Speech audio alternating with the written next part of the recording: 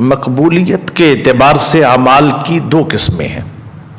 کچھ اعمال ظنی القبول کے درجہ پہ ہوتے ہیں اور کچھ اعمال قطعی القبول کے درجہ پہ ہوتے ہیں. ظن گمان کو کہتے ہیں. ظنی القبول اعمال ایسے عملوں کو کہا جاتا ہے جن کے بارے میں بندہ یقینی طور پہ نہیں کہہ سکتا کہ میرے یہ عمل اللہ کی بارگاہ میں قبول ہی قبول ہے. گمان ہوتا ہے کہ عمل میں نے کیا ہے، ہو سکتا ہے قبول ہو جائے، ہو سکتا ہے رد ہو جائے. نماز بہت بڑا عمل ہے مگر ظنی القبول کے درجے پہ کھڑا ہے کہ کوئی بندہ یہ نہیں کہہ سکتا ساری زندگی نمازیں پڑھ کے کہ میری پڑھی ہوئی نمازیں قبول ہی قبول ہے. گمان ہے، امید ہے کہ ہو سکتا ہے اللہ قبول کر لے، مگر گمان یہ بھی ہے کہ ہو سکتا ہے رد کر دی جائیں. روزہ بہت بڑا عمل ہے مگر ظنی القبول کے درجے پہ کھڑا، ہو سکتا ہے قبول ہو جائے اور ہو سکتا ہے رد ہو جائے.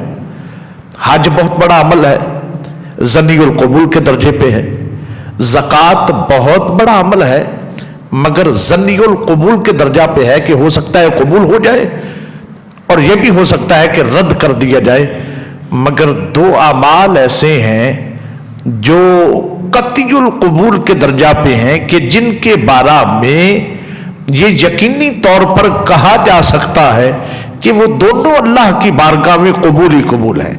ان میں سے ایک میرے مصطفیٰ کی ذات پہ پڑا ہوا درود ہے اور دوسرا کملی والے محبوب کی بارگاہ میں نذرانہ میلاد ہے جس کو اللہ کبھی رد نہیں فرماتا.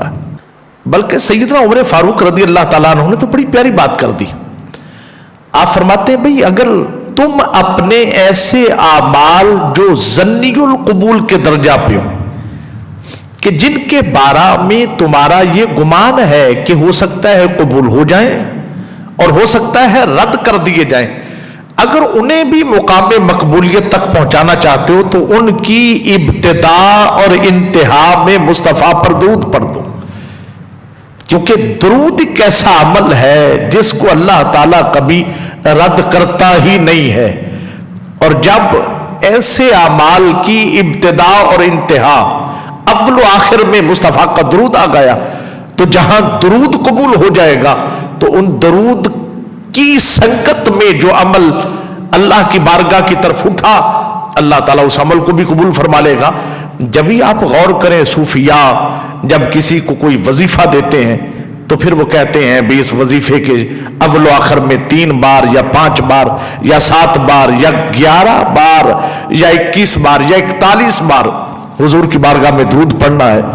اسی لیے تو دیتے ہیں کہ درود ایک ایسا عمل ہے جو رد نہیں ہوتا ہے اور اس درود کی سنگت میں جو عمل اور وظیفہ ہو گیا وہ بھی یقیناً بارگاہ الہیہ میں مقام مقبولیت کو چھو جائے گا. اور آقا کریم کا فرمان ذیشان بھی ہے. آقا نے فرمایا جس عمل کی ابتدا میں مجھ مصطفیٰ پر درود نہ پڑا جائے وہ عمل برکت سے خالی ہوتا ہے.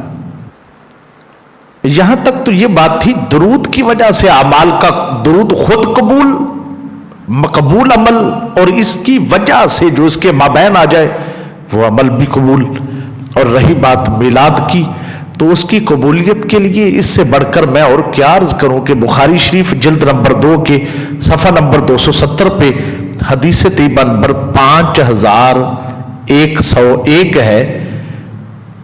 حدیث طیبہ میں آتا ہے کہ ابو لہب جو ہے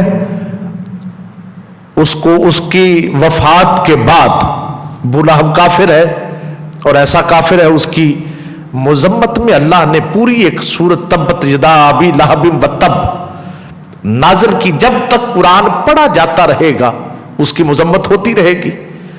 اتنا بڑا کافر ہے مگر اس کے مر جانے کے بعد حضرت عباس رضی اللہ تعالیٰ عنہ حضور کے جو چچا ہیں اور ابو لہب کے بھائی بھی ہیں انہوں نے خواب میں دیکھا ابو لہب ہے.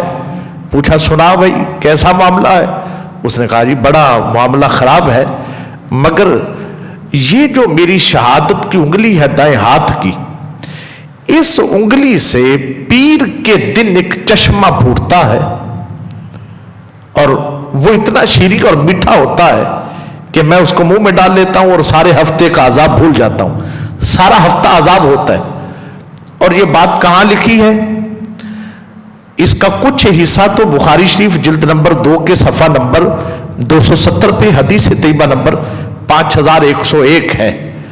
اور اس کی کھل کے جو شرح ہے وہ کی ہے شیخ عبداللہ بن محمد بن عبد الوہاب نجدی کی کتاب ہے مختصر سیرت الرسول، صفحہ نمبر 13 پہ ناچیز کی لائبریری میں موجود ہے. اس نے اب ابن عبد الوہاب نجدی نے بھی یہ بات لکھی ہے. اس نے کہا وہ جو آزاد کیا تھا نا شہادت کی انگلی کے ساتھ اشارہ کر کے اپنی لونڈی سوائبہ کو، جنہوں نے حضور کو دودھ پلانے کا بھی جنہیں شرف حاصل ہوا، جب انہوں نے خوشخبری حضور کی سنائی تھی کہ تمہارے بھائی عبداللہ کے گھر میں اللہ نے چاند سا بیٹا دیا ہے، تو کہا اس خوشخبری سنانے پر یوں اشارہ کر کے کہا تھا کہ جا میں تجھے آزاد کرتا ہوں. تو آقا کی آمد پر خوشی ہی تو میلاد ہے. اس نے ظاہراً ایسا کیا کہ حضور کی آمد پر خوشی کا اظہار کیا، تو اللہ تعالیٰ نے اسے محروم نہیں رکھا. اب شیخ عبداللہ بن محمد بن عبد الوہاب نجدی کی کتاب مختصر سیرت الرسول صفحہ نمبر 13 پہ وہ لکھتا ہے اگر ایسا کافر جس کی مذمت میں اللہ قرآن اتارے اس کافر کو مصطفیٰ کی ولادت پر خوش ہونے کا اللہ یہ اجر عطا کرتا ہے، تو اگر کوئی مسلمان موحد جو اللہ کی وحدانیت کا بھی قائل ہو اور پھر میرے مصطفیٰ کو امتی بھی ہو، اگر وہ امتی مصطفیٰ کا آمد مصطفیٰ پر بصورت میلاد خوشی کا اظہار کرے گا تو اسے اللہ رب العزت کیسے محروم رکھے گا.